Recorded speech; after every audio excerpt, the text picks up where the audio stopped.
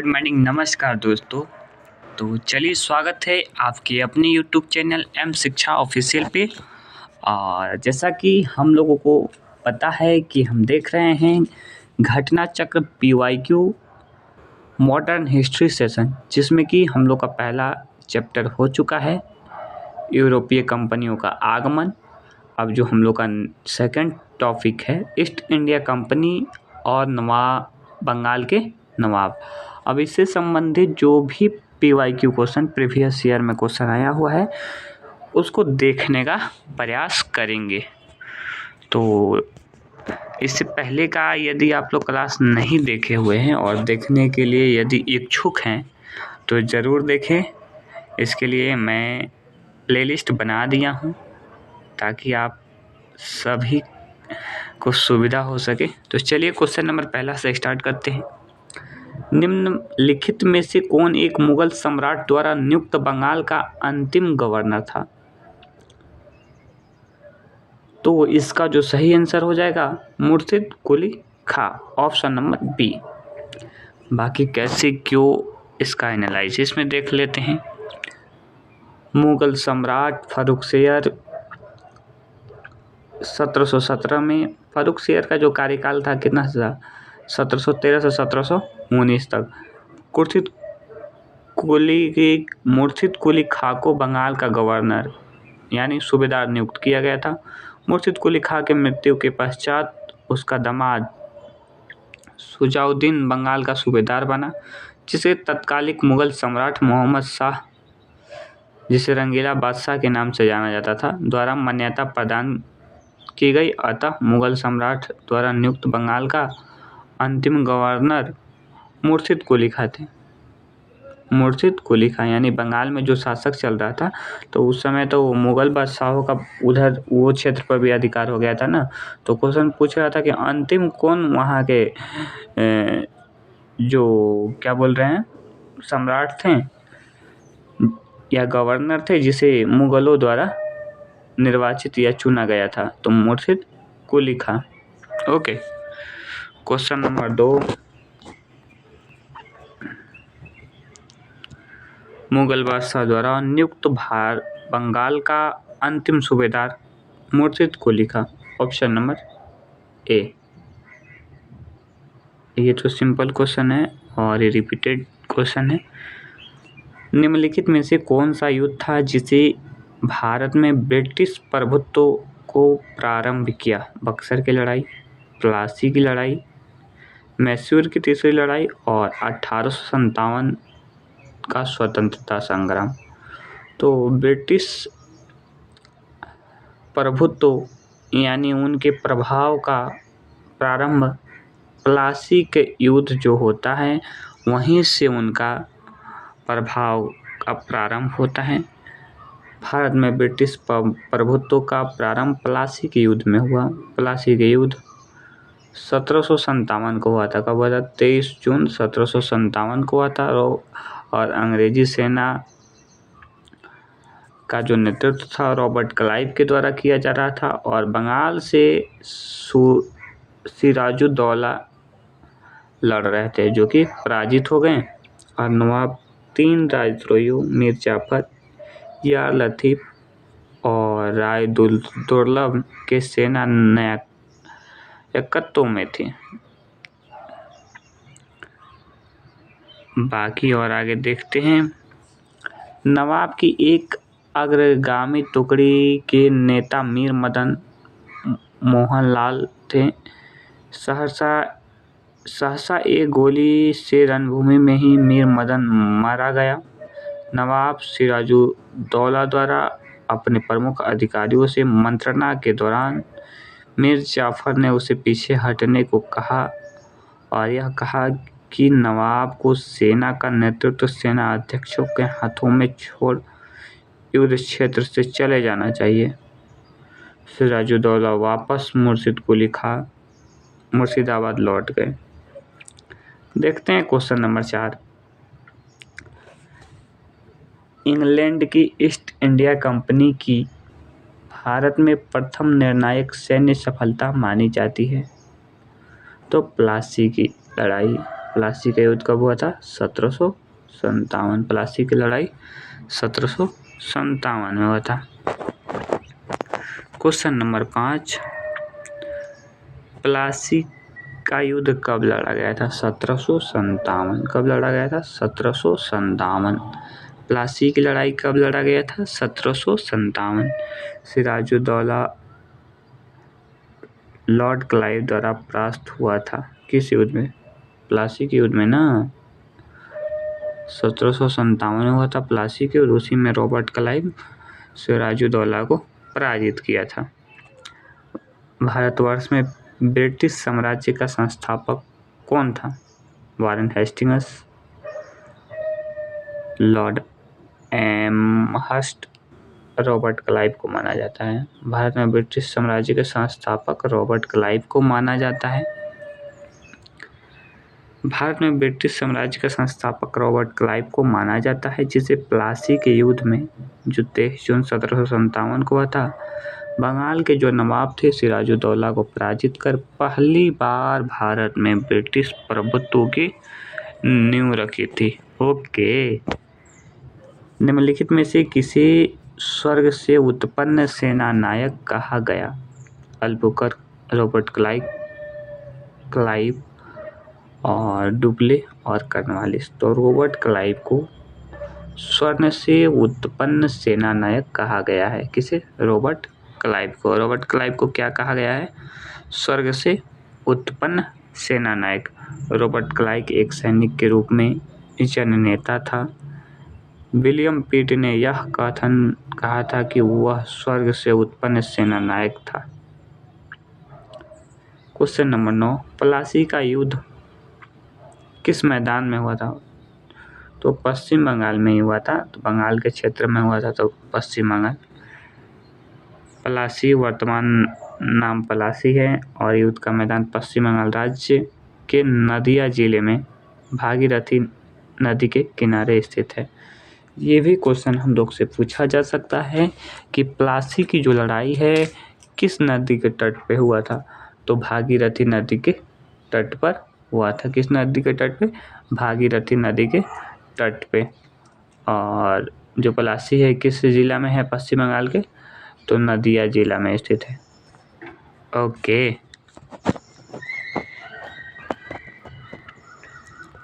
Question number 10, निम्न में से किसने अपनी राजधानी मुर्शिदाबाद से मुंगेर स्थानांतरित किया था? अलीवर्दी खां, सिराजुद्दौला, मीर जाफर, मीर कासिम। मीर कासिम जो थे उन्होंने अपनी जो राजधानी था मुर्शिदाबाद से मुंगेर स्थानांतरित किए थे। मीर कासिम अपनी राजधानी मुर्शिदाबाद से मुंगेर ले गया। संभवतः वह मुर्शिदाबाद के षड्यंत्रमय वातावरण तथा कलकत्ता से दूर रहना चाहता था ताकि अंग्रेजों का हस्तक्षेप अधिक ना हो। बिल्कुल सही बात है। क्वेश्चन नंबर 11, सबसे अधिक निर्णायक युद्ध जिसने अंग्रेजों के भारत में प्रभुत्व को स्थापित किया था? तो बक्सर का युद्ध, प्लासी का युद्ध, बंदीवास, प्लासी ही बक्सर का युद्ध। सबसे अधिक प्रभुत्व स्थापित करने की बात की जाए तो बक्सर का युद्ध जो कि 1764 में लड़ा गया था। 22 अक्टूबर 1764 को मीर कासिम अवध के नवाब और शुजाउद्दौला तथा दिल्ली मुगल सम्राट शाह आलम द्वितीय सम्मिलित सेना को बक्सर के युद्ध में परास्त किया था। कौन परास्त किया था? अंग्रेज परास्त किया था। इस युद्ध में अंग्रेजी सेना का जो कमान था हेक्टर मोनरो के द्वारा संभाला जा रहा था। इस युद्ध के परिणाम प्लासी के निर्णयों पर मुहर लगा दी। मतलब प्लासी में जो निर्णय लिया गया था और यहाँ एक बार फिर से जो अंग्रेज लोग था विजय हो गया, जिससे उसका और रास्ता क्लियर हो गया, साफ हो गया।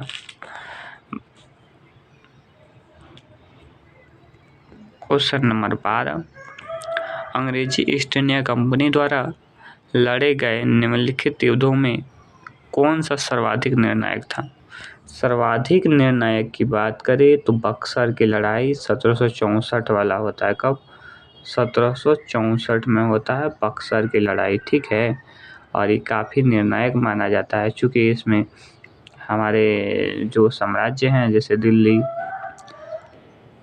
बक्सर, सभी लोग मिलकर लड़ रहे थे और अंग्रेज इस सेना का जो नेतृत्व कौन कर रहा था? हेक्टर मुनरो कर रहा था और उन्होंने सभी लोगों को इकट्ठे हराने का कार्य किया था। निम्नलिखित में से कौन सा युद्ध भारत में अंग्रेजों के आधिपत्य की स्थापना की दृष्टि से सबसे महत्वपूर्ण समझा जाता है? बक्सर के युद्ध। ऑप्शन नंबर ए, बक्सर के युद्ध के समय दिल्ली का शासक कौन था? शाह आलम द्वितीय। बिल्कुल, ये तो बेकार है ऑप्शन है। शाह आलम प्रथम, शाह आलम द्वितीय, सिंपल। बक्सर की लड़ाई के समय बंगाल का नवाब कौन था? सिराजुद्दौला, शुजाउद्दौला, मीर जाफर। लेकिन लड़ाई में शामिल थे शुजाउद्दौला। कौन? शुजाउद्दौला। और वो वहाँ से थे, यूपी के किसी जगह से वह सेना का नेतृत्व किए। निम्नलिखित में से जिस एक शासक ने ईस्ट इंडिया कंपनी को दीवानी प्रदान की थी वह था फर्रुखसियर, शाह आलम प्रथम, शाह आलम द्वितीय और शुजाउद्दौला। तो शाह आलम द्वितीय, ऑप्शन नंबर सी। इलाहाबाद की संधि 1765 में हुआ था। ये भी क्वेश्चन हम लोग को बराबर देखने को मिलता है। शाह आलम को अंग्रेजी संरक्षण में ले लिया गया तथा उसे इलाहाबाद में रखा गया। इलाहाबाद तथा काड़ा के जो क्षेत्र नवाब छोड़ दिए गए थे शाह आलम द्वितीय को मिले। 12 अगस्त 1765 को फरमान द्वारा मुगल बादशाह शाह आलम द्वितीय ने कंपनी को बंगाल, बिहार तथा उड़ीसा की दीवानी अस्थायी रूप से दे दी। इसमें Robert Clive east India company का बंगाल का गवर्नर था। शाह आलम द्वितीय की संपूर्ण जीवन आपदाओं से ग्रस्त रहा, जिसे 1788 में अंधा कर दिया गया। शाह आलम द्वितीय, अरे वाह, शाह आलम द्वितीय के समय 1803 ईस्वी में दिल्ली पर अंग्रेजों का अधिकार हो गया। शाह आलम द्वितीय तथा उसके दो उत्तराधिकारी अकबर द्वितीय, जिसका कार्यकाल रहा 1706 से 1806 से 37 तक, और बहादुर शाह द्वितीय, जिसका कार्यकाल 1837 से 57 तक रहा, ईस्ट इंडिया कंपनी के पेंशन भोगी मात्र बनकर रहे हैं। ये लोग पेंशन भोगी बन गए, अकबर द्वितीय और बहादुर शाह द्वितीय। नाकाम लोग पेंशन भोगी बनने का कोशिश करते हैं। अब इतना बड़ा साम्राज्य को छोड़कर पेंशन भोगी बन गए। 1765 में ईस्ट इंडिया कंपनी को बंगाल की दीवानी किसने प्रदान की थी? मुगल सम्राट ने। सिंपल क्वेश्चन है। और मुगल सम्राट में सम्राटों का नाम देता तो वहाँ हम लोग कंफ्यूज हो सकते थे, लेकिन यहाँ तो सिंपल मुगल सम्राट। किस गवर्नर के कार्यकाल में ईस्ट इंडिया कंपनी को शाह आलम द्वारा बिहार, बंगाल तथा उड़ीसा की दीवानी दिए गए थे? तो लॉर्ड कर्नवालिस।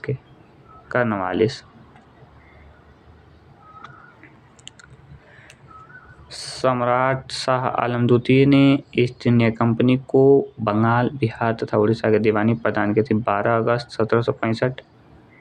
बिल्कुल सही, 12 अगस्त 1765। और एक बार 16 अगस्त 1765 को संधि 2 को हुआ था ना, तो 12 अगस्त में दीवानी सौंपी गई थी। इलाहाबाद की संधि के बाद रॉबर्ट क्लाइव ने मुर्शिदाबाद का उप दीवान किसे बनाया था? तो रजा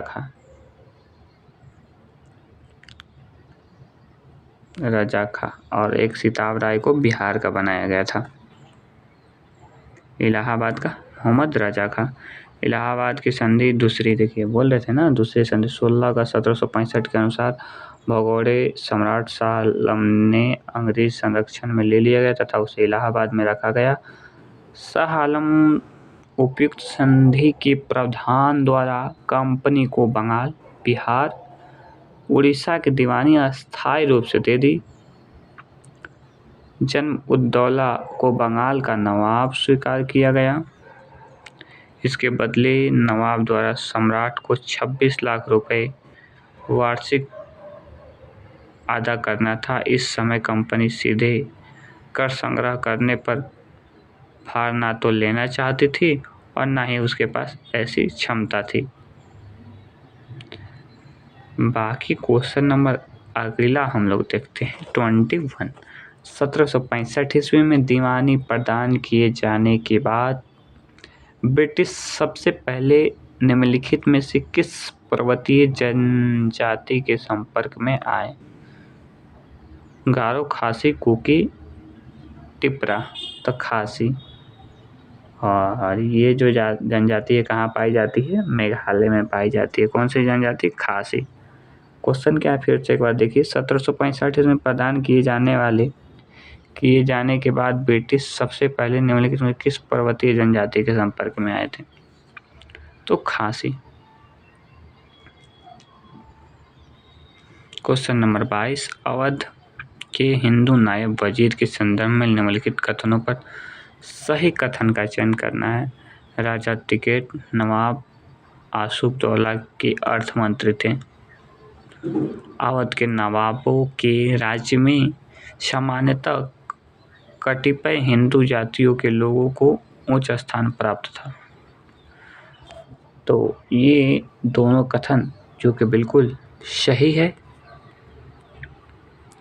राजा टिकैत राय नवाब आशुफदौला के दीवान या अर्थमंत्री थे। जो राजा टिकैत थे आशुफदौला के अर्थमंत्री थे। इसमें नो डाउट ये 100% सही है, इसलिए कथन एक सही है।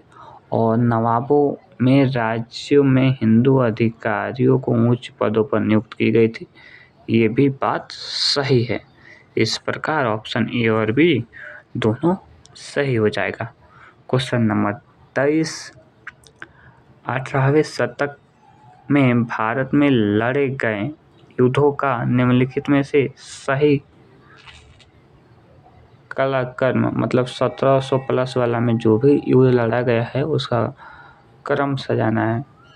तो इसका जो सबसे पहले आंसर तक पहुंचते हैं और आंसर की बात करें तो ऑप्शन नंबर बी हो जाएगा। अंबर का युद्ध, प्लासी का युद्ध, बंडीवास का युद्ध, बक्सर का युद्ध। बक्सर 1764, बंडीवास 1759 हो जाएगा ना, और प्लासी 1757। अंबर का युद्ध एक मालूम नहीं है, बाकी इसका एनालिसिस में आंसर दिया ही होगा, देखते हैं। देखिए सब दिया है, टेंशन वाली बात नहीं है। अंबर का युद्ध जो है 1749 में हुआ था। मुजफ्फरपुर, चंदा साहब तथा फ्रांसिसियो।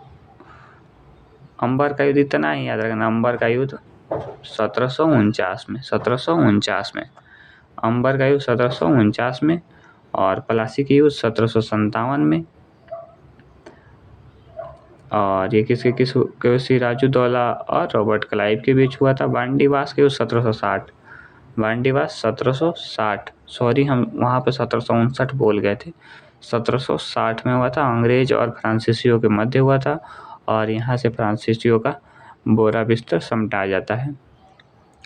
बक्सर का युद्ध 1764, सभी नवाब मिले गए थे। अवध के नवाब शुजाउद्दौला, शाह आलम द्वितीय और मीर कासिम संयुक्त होकर लड़े थे अंग्रेज से, और अंग्रेजी सेना का जो नेतृत्व किया था मुनरो किया था।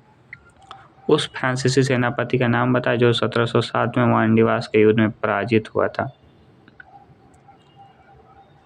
तो काउंट लाली जो थे ये वांडीवास के युद्ध में फ्रांसीसी सेना का नेतृत्व कर रहे थे।